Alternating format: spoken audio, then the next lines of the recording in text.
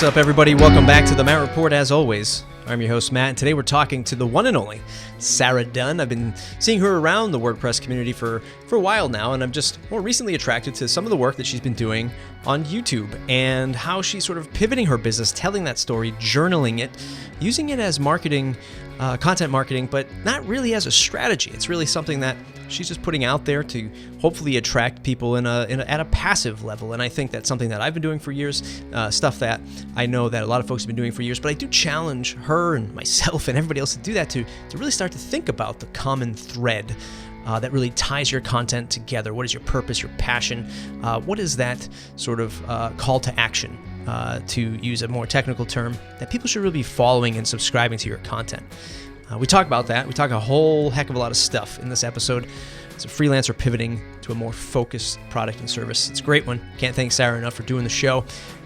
I was on a recent podcast. My good friend Brad Williams has reignited his podcasting efforts with a podcast called Lunch with Brad. Go ahead and check that out. It's going to happen every couple of weeks. But if you go to lunchwithbrad.com, you can get all the details. I was there on this past episode. It's amazing to have him back on the airwaves. I'm excited for that. If you enjoyed this episode, it's mattreport.com, mattreport.com/subscribe. Have you left a 5-star review? I've finally blown away the 100 5-star review marker. Thank you so much for having that happen. It's a really great way to kick off 2018. I'm excited for the rest of the year. Let's get into the episode. So my name is Sarah Dunn. I live in Battle Creek, Michigan, and I found my winding path and found my way to WordPress about 6 years ago. At that time, I was actually selling wine for a living and thought that I really needed to find a new direction for myself and started making websites as a hobby on the side. And I think that's probably a pretty common story to a lot of people that listen to your podcast. But it's something that I really enjoyed, and almost immediately once I committed myself to a web design business, it really took off, and that was about 5 years ago. So where I am today is I run a small remote agency. I am often here in Michigan, often traveling, and I have 3 coworkers who work throughout the country, and we all share a love of flexible lifestyle and helping clients to find great solutions to their marketing needs. And I operated as mostly a generalist business for the last 5 years. Awesome. That's a dynamic I didn't even realize, that you were working with other people in this agency space. How did that come about? That's an interesting topic to me. I think that this is something that a lot of people listening to this show should do. It's sort of a collaborative effort that I see so many other businesses do, especially like local farms or local restaurants. They sort of all come together, even though they might be slightly competitive. They come together for this one collaborative effort to provide a service or a product to somebody. But how did you get other workers together, and what does that formation of the team look like? It actually just has happened slowly over time out of necessity. So pretty quickly after I started out as just myself with a laptop and a cell phone, I was getting pretty overwhelmed with the amount of work that I had. So I brought on a coworker who was local at the time to help me with some of the support, some of the basic website installs, and I still did most of the design and development myself. Then over time, I realized that as much as I liked figuring out design, I really wasn't the best at it. So I brought on a designer for a couple projects, and it kind of grew from there to becoming a dedicated relationship where she works part-time only for me. And then we also have an assistant who's a virtual assistant, and that is our most recent addition in the last year or so, just to help make sure that everything stays running and that some of those basic tasks get done really well and don't take up so much of my time. Nice. So this isn't like a virtual agency. There's a word for it. I don't know why I can't think of it right now, but I've seen before, like, multiple agencies come together to provide one big like umbrella solution. These are people who are specifically working for you. Yes, exactly. Okay, my mistake. I thought it was the other way around. So, boy, you go from selling wine to all of a sudden, I do some websites on the side. And was it a concentrated effort to grow that business, or did you sort of just happen upon it and you're like, wow, I'm actually going to turn this into something? No, it was. I mean, at first, when I first started making websites, it was like, hey, this is cool. I can make a few $100 here and there. And I think I charged maybe $200 for the first one. And then I said, I'm ready to go at this full time, and I'm going to take it on very seriously. I think that's kind of just an aspect of my personality: focus, discipline, achiever. I tend to kind of take hold of things and take them seriously and try to see how well I can do them. So starting the web design business was no different, and I've just always really enjoyed it. So I'm glad that this is the path that I've gone down. Yeah, for sure. What are some of those lessons, one or two, that you can pull out of creating a team, forming a team? I think it's one of them, of course, is, paying people. That becomes something that is like a little frightening. Like, oh my God, me bringing in business.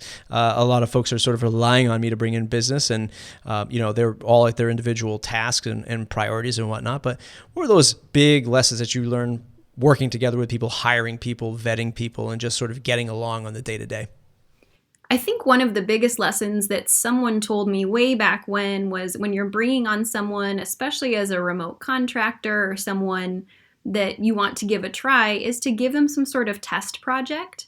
So that idea has worked out really well, collaborating with people on a low risk, some sort of project, sometimes an internal project first, just to make sure they can meet deadlines and are good communicators.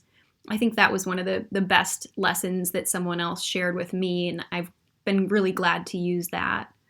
I think the other lesson learned as far as remote coworkers is you just have to find people that are comfortable with the remote working lifestyle.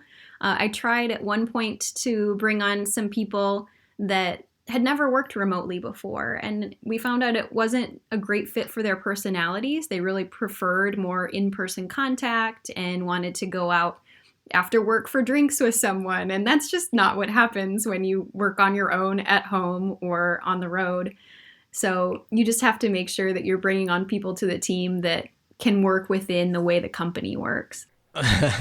What challenges have you faced growing the agency, in sort of the same vein here now, virtual agency? What challenges have you faced finding customers, if any? Being a distributed agency, maybe not having an office location. Like, I know for me, we're an hour south of Boston, and running the agency was always kind of difficult because, we would get RFPs from local clients, but there was a lot of bigger agencies in the Boston area that were just meeting these people face to face. And even though we were only an hour south, it wasn't something that we were doing because we just really weren't prepared for it. How about you? Do you sort of find yourself in that same kind of challenge, or how do you overcome that or find customers in your space? I really like that question, because that's actually the difficulty in finding customers, or the right customers, is one of the reasons I've pivoted my business recently. In the past, I actually did a lot of local networking. So I'm in an area where there's a few small to medium-sized towns around. So a lot of our business was drummed up by me going to networking meetings and meeting people in person and creating referral relationships. And as we grew, I just discovered that the pool of people that want to pay for a great website gets smaller and smaller as your prices go up. And I was really feeling a ceiling in the local area and wanted to find a way to reach out further, which I think is a really hard thing as a generalist. When you'll take on any type of website project, if clients are looking for that, they can find a generalist agency closer to them. So it's hard to differentiate yourself while reaching out farther and be able to find clients who are within your price range. So you've got to come up with something about your work or yourself that's interesting or different that gets the client to really take notice. And so part of my shift in my business over the last year came when I decided I wanted to get out of doing some of the local outreach and only working with local customers, and move out a little bit further and a little bit higher in the price range. So that is one of the reasons that I've made the change. And so what does that change look like to you in terms of, the overall operations of the business? Do you go ahead and start, take a deep breath and it's like, oh boy, now I have to go change my branding, my content, launch a new website, retrain either my skills or my team skills. What was the undertaking other than just now I have to go find this particular customer that fits this new vertical that I'm going to chase? What did the internals look like that you had to sort of flip onto its head? Oh, well, all of those things were so overwhelming, Matt. And that was one of the reasons that I really lived in a state of almost paralysis about it for over 8 months. So it was probably 2 years ago that I actually started thinking about specializing my agency and what kind of clients did we want to have in the future and what kind of work did we really want to be doing. And I remember asking questions of others who had specialized, as much as 2 years ago, and it mulled around in my brain for about a year. And then it was in March of 2017 that I said, I really got to get serious about making this decision and figuring it out. But all of those things that you just mentioned, how would we market it? Where would I find people? How do we need to adjust our internal processes? Who is even the right client? It was just very, very overwhelming. Leading to me kind of making my very first video and just expressing that I think this is a really big thing to make a decision about, to specialize in freelance services or small agency services. And I think it was something that hadn't been given enough credit by a lot of people providing the advice that you should niche down. I was just going to say, and what was the vertical you started to focus on now? So recently, it took me 8 months. So like I said, I made my first video about this in March of 2017, and it was only a couple months ago, after a ton of analysis that I threw out and some chance encounters with some people that I had just met, that I actually discovered a real love for working with wedding professionals, especially in providing search engine optimization services. So that was the direction that we decided to take after a really, really long time thinking about it. And the actual execution of it is still very much in the beginning stages, but I'm feeling really good about it. And it feels so good to finally at least have something to pursue, as opposed to just living in this constant state of trying to figure it out. So that's the crazy thing, because I think a lot of people, myself included, they hear this advice and they're like, yeah, that's great advice. Like, of course I have to niche down and find a target market, but I'll get there as soon as I pay the bills. And they just keep chasing the money at that point. And what they fail to realize is they could be making more money more efficiently and effectively by having a system in place that's going to serve the same customer over and over again. Granted, making that leap is scary because you start to feel like, oh my God, I'm going to say no to money coming in. But that's money in the short term, right? Versus the long term. And that's a huge fear factor to get over. And some people can't get over it, in fact. Well, and there's so many different fears too, like, oh, what if I choose this and then it turns out I don't actually like it? Or what if I put a lot of time and effort into the marketing for this and it finds out that I can't find any customers? So there's so many things that make it a really difficult decision, which is, again, why I think that it's not something that you can give as advice in one sentence. Hey, you should niche down and specialize on a certain type of customer. It's just not that easy. And now I do want to make sure to answer your question about kind of what it's looked like to execute on that transition, because I've been trying to do it very carefully, and we do still have bills to pay. My team members would still like to be paid, and so would I. And we don't necessarily have people knocking down the door in this new specialty. So a couple of things that I've done so far is, instead of changing my agency's entire marketing message and redoing our website around this niche, I actually chose to launch it as a separate brand on a separate website. And that really lowered the perceived risk for me. I felt so much more comfortable with that as an option. Hey, I'm going to keep up my generalist agency site. It'll keep bringing in the leads that we've been getting in the past, and that's great. But I'm really going to put my marketing efforts over here into this new website and this new brand. And that has been, making that decision was probably one of the more freeing decisions I made, because it really made me feel better. Like, hey, if this doesn't work out, I just take this website down and we go on as we were. I want to talk about the stuff that you've been doing on YouTube and some of the success that you've had with that and what it's done for you. But before getting to that, I've noticed that, you're doing a mix of your blogging, your vlogging, right, on YouTube and creating these videos, and you're sort of just journaling this process of this pivot. Why are you doing that? Is this something that you've looked at as, hey, this is content marketing and I'm going to expose myself and hopefully find customers and at least grow general awareness? Is this a stress reliever for you? You're sort of talking it out, not just with yourself, but with an audience, right? Because sometimes it's lonely. It's a lonely thing, right? Running a company. What does it really mean to you to journal this experience? I'm so glad you asked that, because someone said to me the other day, what's your strategy with this whole YouTube thing you're doing and your separate personal brand? And I'm like, there's no strategy, actually. It was just me being frustrated after having thought about specializing for a year and not being able to find anybody that had good advice for me on how it had been done or best practices for how to make that decision.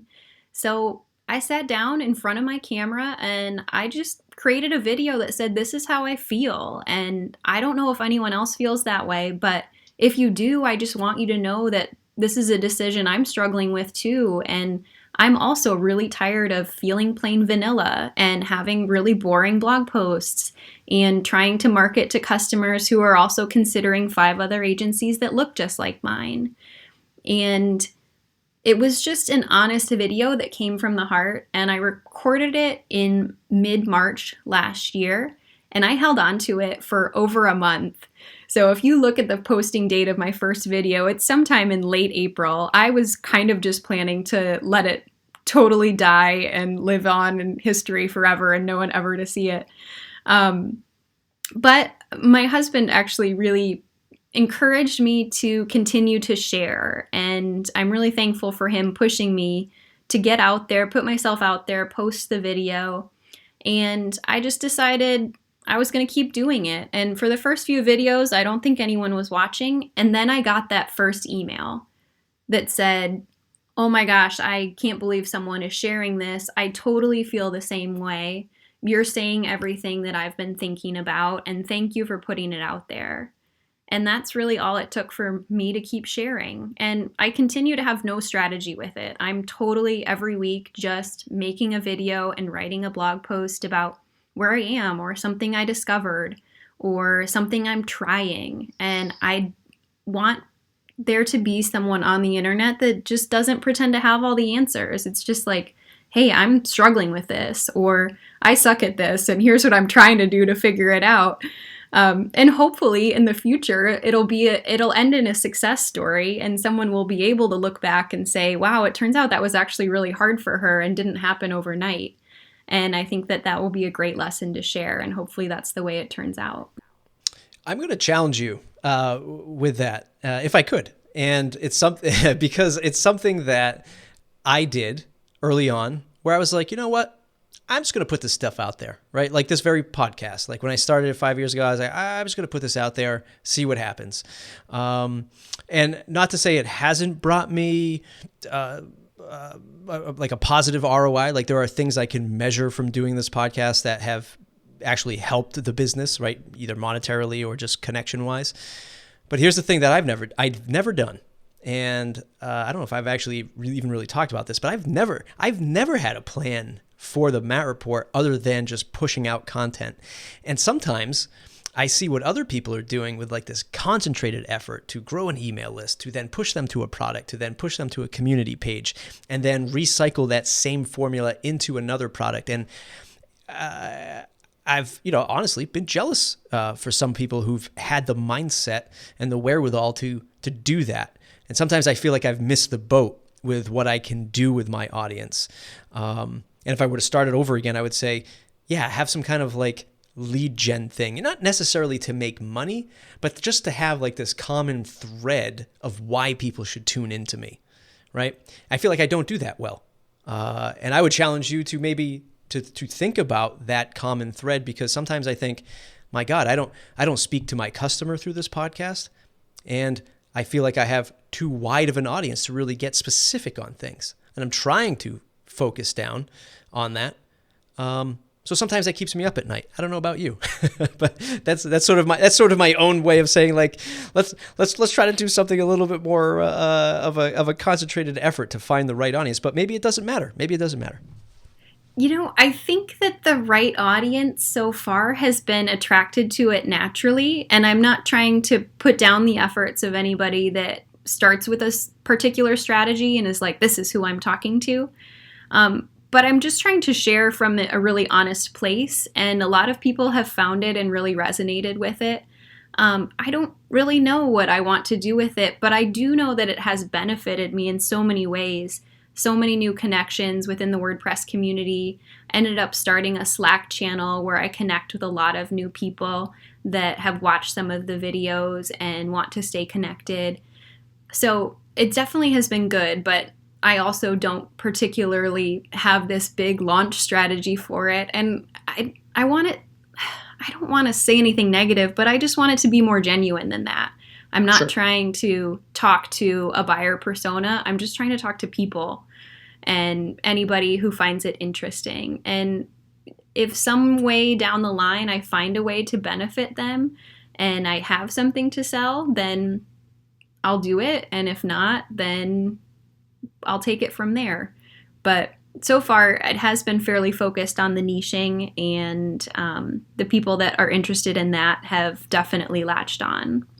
Yeah, and I say that because you are probably as cynical as I am, where you see some things online and you're like, I've got one new subscriber today, right? And you sort of joke about those types of vanity metrics, right? Where some people, we see all these sort of Instagram internet marketers or even YouTube marketers, and it's just all about sort of the vanity of driving followers and likes and subscribers. They talk about their ridiculously sized email lists, and there's folks like you and I who are just putting out content from the heart, and we're just like, a couple of thousand people here, no big deal, right? And I think that's a good thing to be that way, and I honestly feel like we're going to see those people, those quote unquote internet marketers that are at the top, that's going to start to dismantle or disintegrate away into 2018, because I think people are really going to latch on to more transparent, organic folks and personalities. I do too, and I think that's part of the reason that I like to make jokes on Twitter about how small my audience is, because nobody, when they have 27 people on their email list, tells anybody about it. You're supposed to be embarrassed about that. But I'm really not. I think it's hilarious. I'm like, 27 people is where you start. And hey, guess what? This is something that people don't talk about when they pretend to have all the answers. And I know I don't. So thank you, 27 people, for being awesome. And it's okay that I know all of you personally. Talk to me about YouTube. Like so many folks, you got started a while ago and you put it out there and you're like, oh, I don't really think this is going to happen. I just doing this maybe as a therapeutic thing. But now it is starting to snowball to some degree. You're getting feedback. People are starting to notice you on YouTube, and genuinely thank you for the content that's going out there. You are very composed on camera. You are way better than I am. I mean, it's insane that you could get through 5 minutes without editing. I can't get through a sentence. Like sometimes I start a video and I have to redo just the first sentence 25 times. I don't see any pauses. I don't see any breaks. Give us the behind the scenes. If you could flip the camera around, what does it look like on the other side? Do you have your laptop with some bullet points? What does it all look like? How does it all come together? Oh, that's so funny that you ask that because, first of all, thank you for saying that. I've never really thought of myself as someone that's good on video, but I've been so committed to this not taking up a ton of my time. I really only want to spend a maximum maybe 1 to 3 hours a week creating this content that's for my peers as opposed to for my clients. So to me, that has been pretty much one take videos. And my setup is absolutely hilarious. I have a really cool Fujifilm X100T camera that I actually bought for travel photography when I went to Croatia last year. And I was like, okay, so this is the best camera I have. So let's see if it does video. Okay, cool, it does. So I really want the videos to look like you're sitting across the table from me in my office. So I put the camera on top of a trash can turned upside down and I turn it on and then I run around the table and start talking. And then I get up, run around the table and turn it off. And that is absolutely all it is. I've never done 2 takes of a video. I have occasionally cropped out my dog barking or something in iMovie afterward, but I really want it to feel totally of the moment and exactly what I'm thinking at the time. And sometimes it's not as polished as I would hope it would be, but I've totally just rolled with it and tried to be okay with it as much as possible. It's also really short content. I mean, each of the videos is only maybe 2 to 5 minutes. So it's not like I'm trying to string together 15 minutes of perfect talking. It's just super quick. Occasionally I do have some bullet points that I actually put under the camera, between the camera and the trash can on a printed sheet of paper. But that's about it. Valentine's Day is coming. We're gonna have to tell your husband to get you a tripod for Valentine's Day. We can at least go that professional. I have one. It just seems like it would take more time to set up. So I'm just like, whoop, trash can, done. Well, I mean, and that's another great lesson for people, because this content stuff, I mean, especially YouTube, and I'm super guilty of it, can take up so much time trying to perfect things that really don't matter. It's about the content, it's about the story, and then sort of all of the other stuff is just icing on the cake, camera angles, lighting, so on and so forth. But you mentioned something like you don't want this to take up time from the content that you should be creating for clients. What does that process look like? Do you have a concentrated effort with that, or is that something that's in the works with this new pivot to focusing in on the wedding space? Oh, absolutely. I would love to spend more time creating content, and that's where I'm finding a lot of joy right now, is in creating things both for my personal blog and for clients. The only strategy I have right now is that I write every Thursday morning. So I get up and I start at about 7 a.m. and I have a pretty structured content calendar. So I'm alternating right now, writing one blog post on my generalist agency website and one blog post the next week on my focused wedding SEO website. So each site is generally getting one piece of content every other week. And then I just do my personal blog content whenever I have time throughout the week. Sometimes I always record during the week. Sometimes I end up doing the writing and editing of the blog post on the weekend. But that's really what the content creation looks like right now. I would love to include more video in my wedding SEO content, but I'm really trying to take this one step at a time and only commit to things that I think that I can do really consistently. So I'm trying not to overcommit and just make sure I'm really comfortable with the level of content creation that I'm at before adding anything new. And is this your primary role right now? Is business building, selling, marketing, creating that content? Or are you still working on client deliverables, coding, designing, content, that kind of thing? I'm totally moving into just project strategy and sales for all of my client work. I generally have my designer do all the design work, and either my internal person do development on something simple, or I hire out to freelance developers. So yes, my key role now is business development, marketing, and sales. And it doesn't strike me, or maybe so, I mean, it doesn't strike me as somebody who is just like deeply rooted in WordPress. And I mean that like in the sense of, WordPress is everything, right? WordPress is my business, WordPress plugins. I've got you're not geeking out on WordPress, I guess I should say. Is that something that is intentional? Like you are trying to stay, more generalist in that sense, like you'll use other platforms, or, are you sort of leading with, look, we are a focused WordPress shop. Sure, we can do some marketing stuff for you. And yes, we can incorporate third-party services and SaaS apps and things like that. But our primary focus is this open source CMS. Are you sort of flying that flag with customers? No, I've never marketed us as a WordPress agency. Most of the small businesses that I have worked with in the past don't really care what the platform is if I can deliver to them what they need. So I've never led with WordPress. However, I am totally devoted to it at this point. I will not develop a website on any other platform. And if I would actually recommend a different platform for a client, I would refer them to someone else. So WordPress is definitely where my heart is. It's where I started, but I don't lead with that as a marketing message. Most of the clients that I work with really are platform agnostic.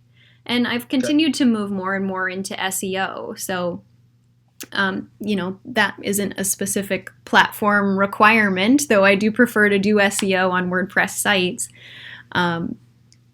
Again, I don't lead with WordPress, so now SEO, adding that on becomes easier. Your outlook for the rest of 2018, how are you getting your name out there? You mentioned that you have the niche site, the site that's focused just on the new product and service offering. Do you see yourself doing more sort of in-person conferences or vendor shows and sort of just meeting yourself or meeting people out there in the real world? Or is it going to be more of digital content marketing, the YouTube, and maybe a podcast someday and just more blogging? How is it all going to shape up for you for your 2018 goals? As far as my wedding SEO services and those that are marketed to wedding professionals, it's actually really nice to think about what I need to do for the rest of the year, because I finally have a clear idea of where I need to be, where I need to hang out, where my target customer is.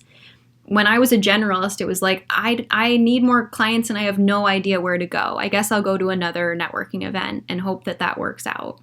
Now I can be a lot more strategic about where I'm going and making connections. So in the wedding space, I'm going to start going to some local meetups for some groups just to make some connections and ask some questions.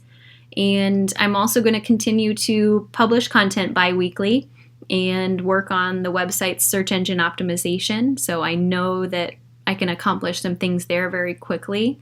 And also I'm going to see if I can get on some podcasts that are aimed at my target client, so that I can continue to build up some links and build up some authority with people that haven't heard of me yet.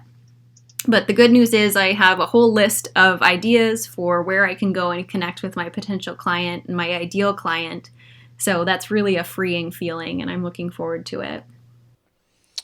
This has been some amazing insights here, Sarah. I'm super, happy that I had you on the show. I'm wishing you all the best and all the luck. I think that you've nailed it on the head in terms of, look, it's time to double down on focusing on this new industry or this new industry for you. It makes total sense. And I think you're just doing a great job. And I want everyone out there listening to give a round of applause to all of Sarah's efforts. And her amazing ability to go for 6 minutes without breaking on a video is insane. I wish I could do it. Sarah, where can folks find you on the web to say thanks? Thanks so much. If you are interested in specializing your business and that kind of sounds interesting to you, I blog about that at sarah-dunn.com and love to talk about it on Twitter at sarah11d. Everybody else, mattreport.com, mattreport.com/subscribe to join the mailing list. It's the #1 way to stay connected. We'll see you in the next episode. Hey everybody, thanks for sticking around and listening to this episode and supporting the Matt Report. For over 5 years now, it's been a pleasure of mine. It was a pleasure to have this guest on today to talk about their business and how they run it. Speaking of business, if you have something you're launching, you have a new website, a new marketing page, a new product, anything that could use a second set of eyes, you can find me at userfeedbackvideos.com. That's userfeedbackvideos.com, where I will review your product, your landing page, your funnel, whatever workflow or starting point you want me to take a look at online. I'll do that. I'll record it. I'll send it to you in a private screencast with my feedback from over a decade of experience in this space, marketing, technology, WordPress, and otherwise. I hope to see you there. It's user feedback video.